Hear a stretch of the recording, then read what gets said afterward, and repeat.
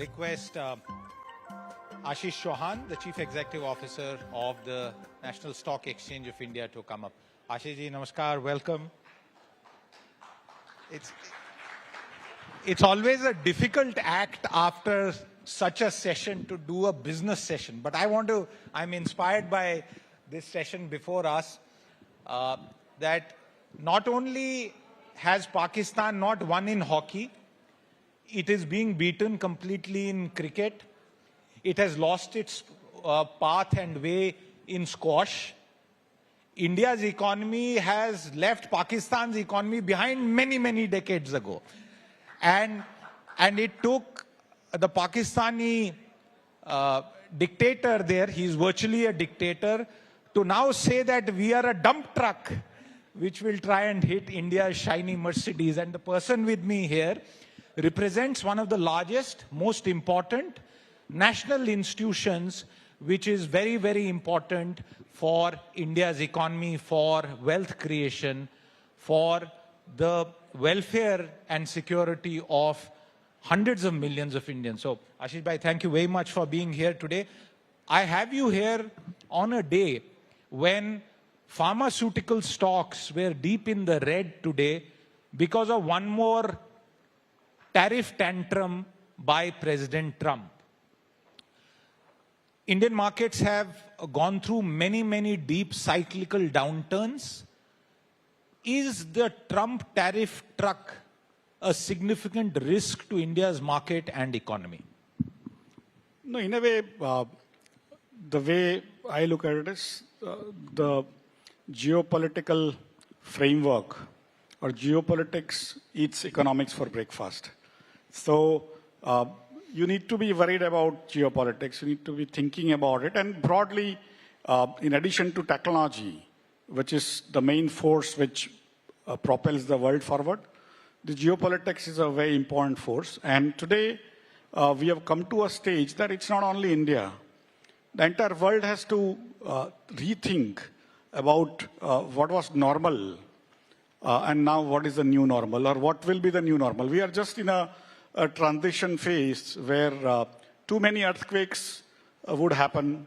The entire world, which was sort of in a very cozy, reasonable equilibrium, is slowly turning into disequilibrium. But it's not today that it has happened. It was like what I call slow-moving train wreck, which was going on for last 80 years. And it has brought us here, where now we suddenly think, no, it's happened today. No. It's even Mr. Trump, if he had not come, somebody else would have come, probably slightly nicer behaving. But outcomes would have been very similar. Why? Is because post-World War II, there was a situation where the World War was between European powers, fought by Indians, but won by Americans.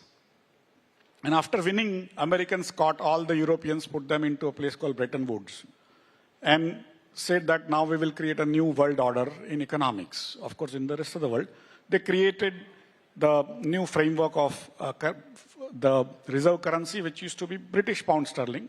Post-World War II, it became US dollars. But they created the World Bank and IMF, that when you need to borrow, you borrow from the World Bank, and after that, the IMF will give you furthermore by wanting you to do tightening, and then the central banks, and then later on the other banks. And so entire world financial system came out of the 1945 or so, and then newer framework of United Nations and WTO and WHO and UNICEF and everything started with U and W came about. And it was an up-and-coming country in 1945. And they were becoming very rich due to science, technology, import of people. The smartest people in the world were going there. They had more resources, and then it went on. And somewhere around 1972, there was, in that range, there used to be huge inflation because of the oil prices going up due to OPEC. Right. And 15th August 1972, I think that was the day when we were celebrating our Indian Independence Day. Richard Nixon woke up on the wrong side of bed, and he said, there is going to be no backing to US dollars on gold. And from that day, it became cryptocurrency. Now we call these things cryptocurrency. But the rest of the world also started using the same framework of no backing, just issuing currencies. It brought up a huge amount of inflation, other things. But broadly speaking, the country which was the richest in the world, it was allowing other people to also create at least some semblance of regulations, trying to project that it's also following those rule-based, whatever rules were there. It was only for those guys, Europe and US. We were always on the sidelines. But in that context, we were never important to them, especially as India.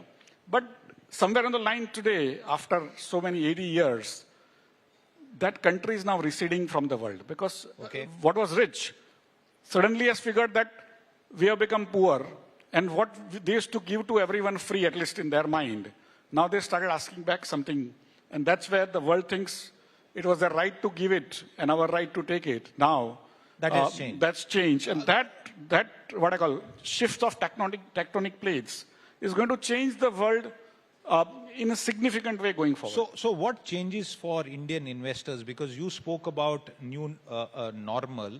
What is the new normal for Indian investors? Because we have seen in 2025, like it or not, unfortunately, India has been the worst performing market so far this year.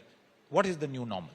Again, the way you look at it is in the same framework. After 1988, Berlin Wall fell, and then there was a single polarity, single large decision-making country, which was US.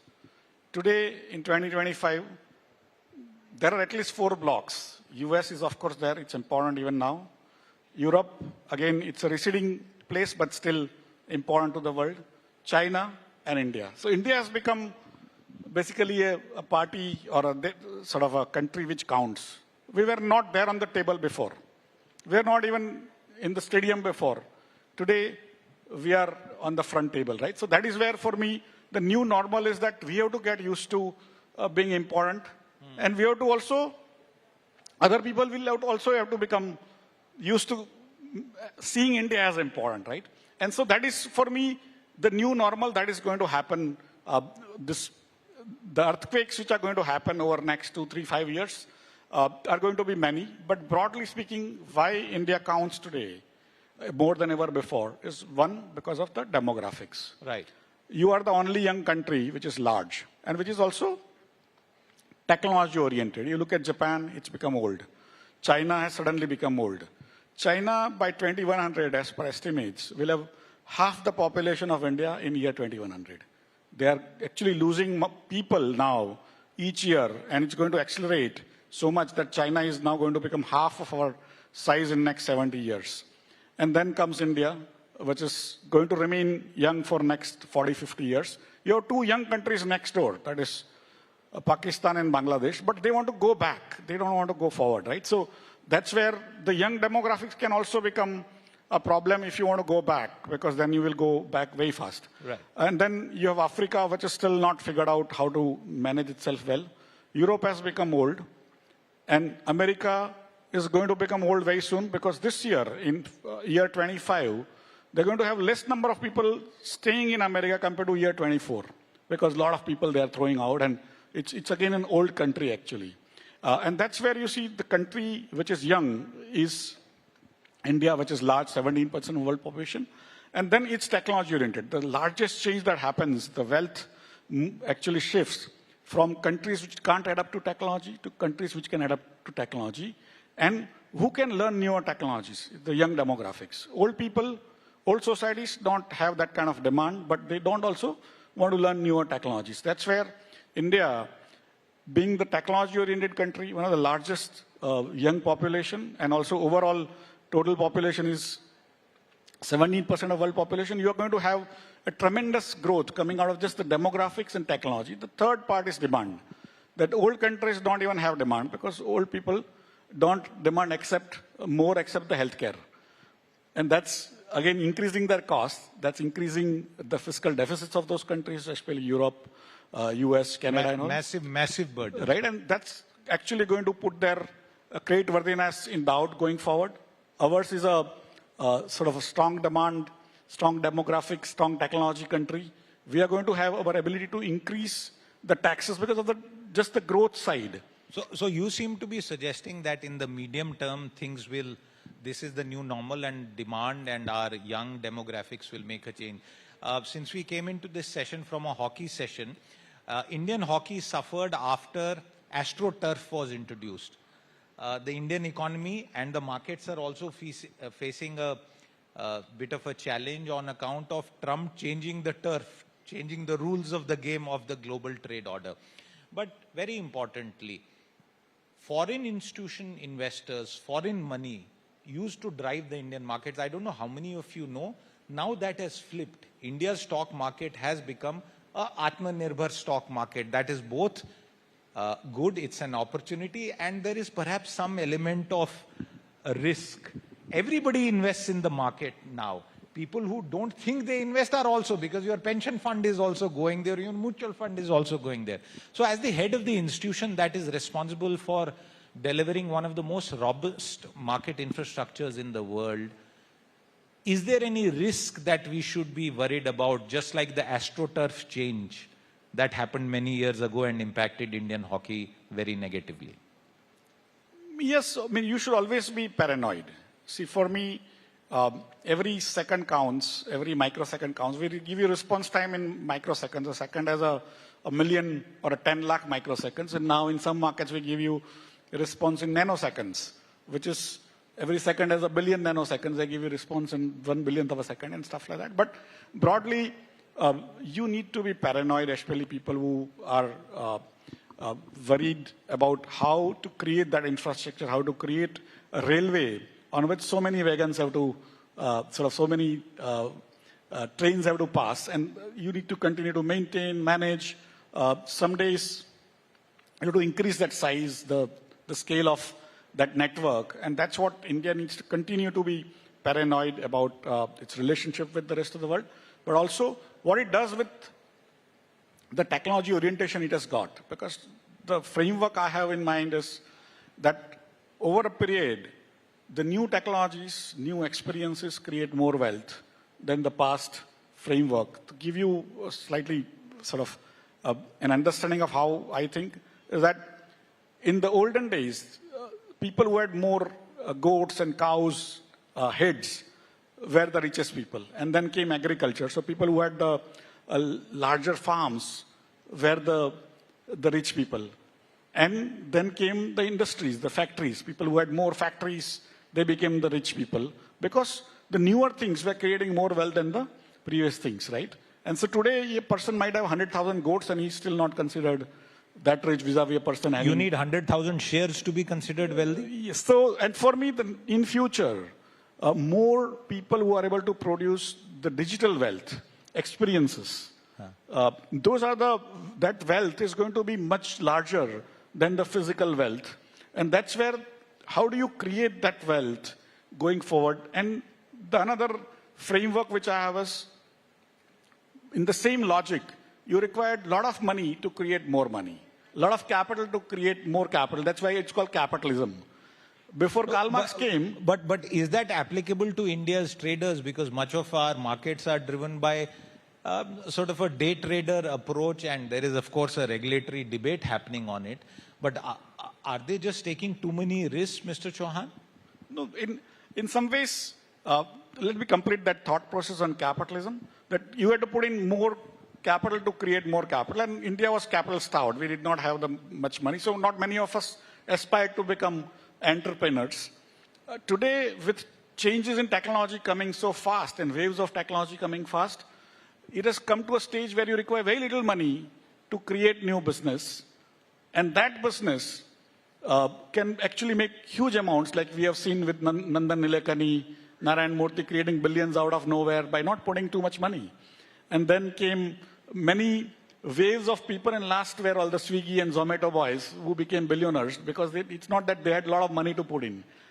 Little money, a lot of hard work, a lot of brains, a lot of exposure, and you can make more money, right? And for me, on the same answer to your question, that I would suggest all the day traders might like to become entrepreneurs and do something positive and productive, because the day trading is clearly not productive. It is going to lose money for everyone. And that is true with derivatives also. If you are not capable to understand derivatives, or do not have the ability to handle those shocks which can come with the losses, you rather stay away from that activity instead of going into it whole hog, right? So for me, the day trading, if you're expert, if you have ability to do things, yes. But otherwise, it's not for everyone. And that's why sometimes I say, on television also you say that I have bought in the morning and then, sir, can I sell at what time, 320 or 325? Or I have to do this stop loss. For me, do something productive.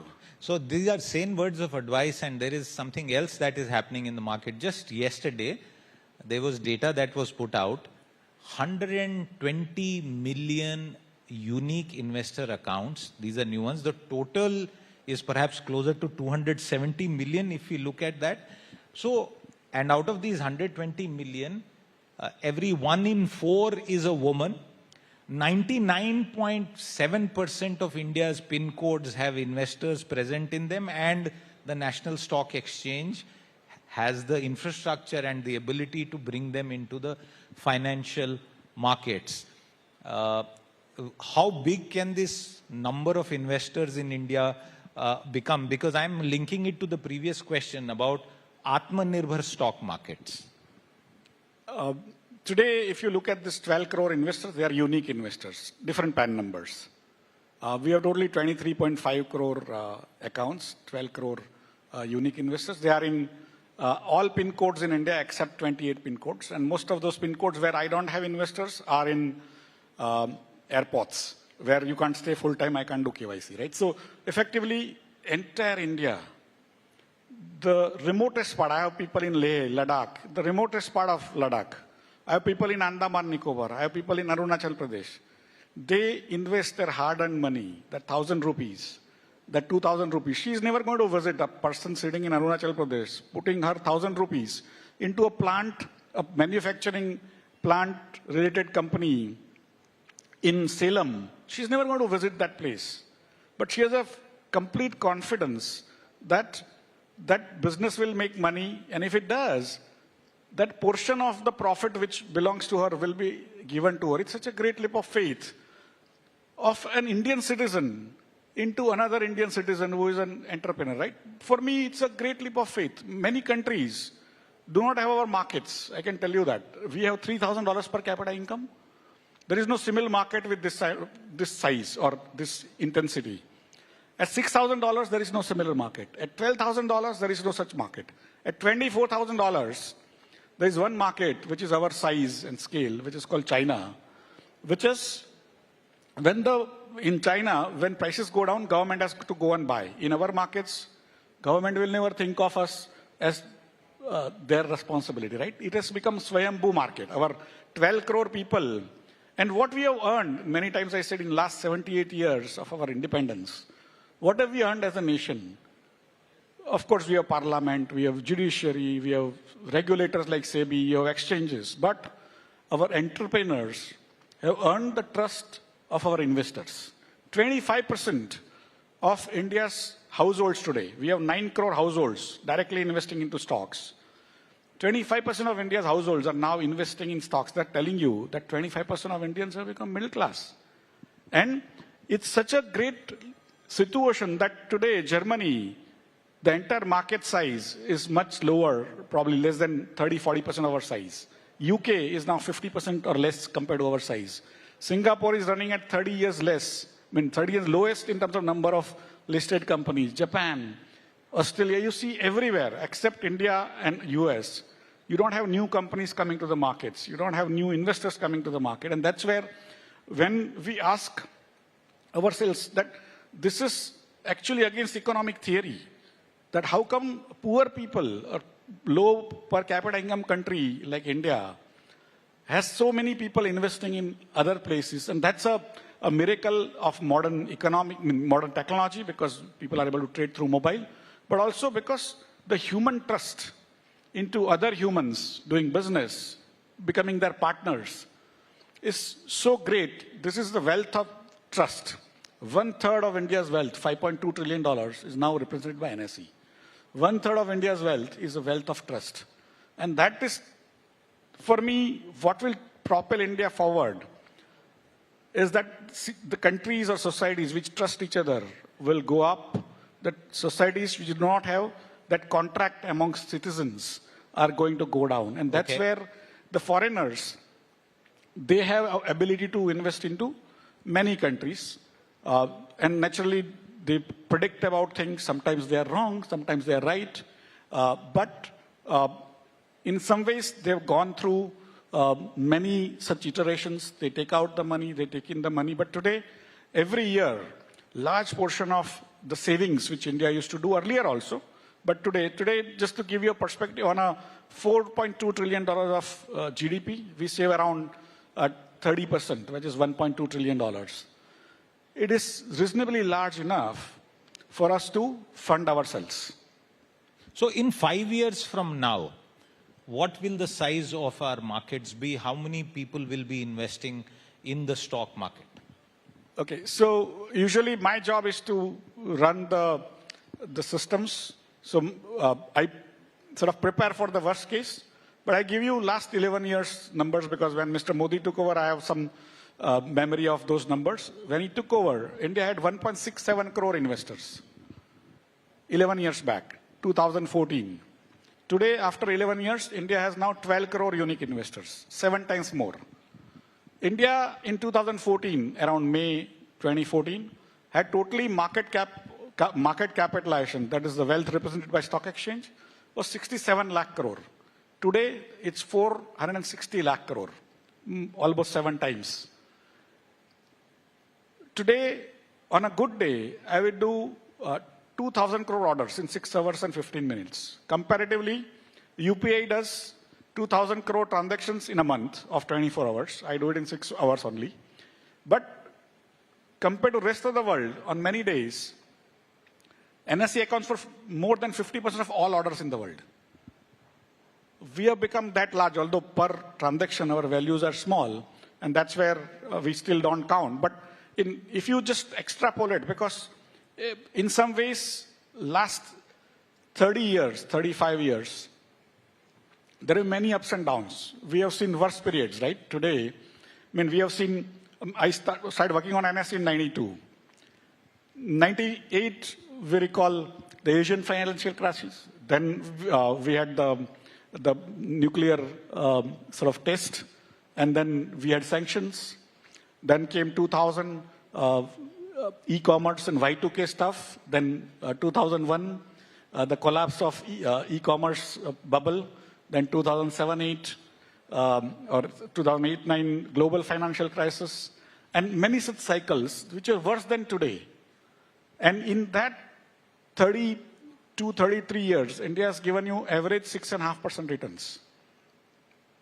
If you think with all the technology and other things, if India is going to do at least 6.5 or probably 7, 8% in next 25, 30 years, Nifty, when it's actually the base date was November 3, 1995. On that day when I created Nifty, I had based it at 1,000.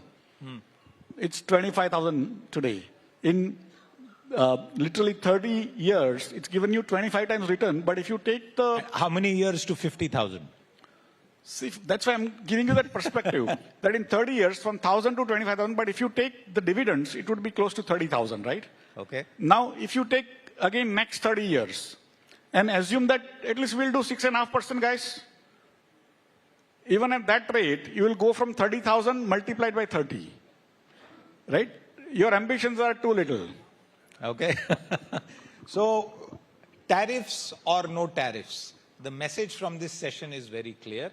We will continue to grow.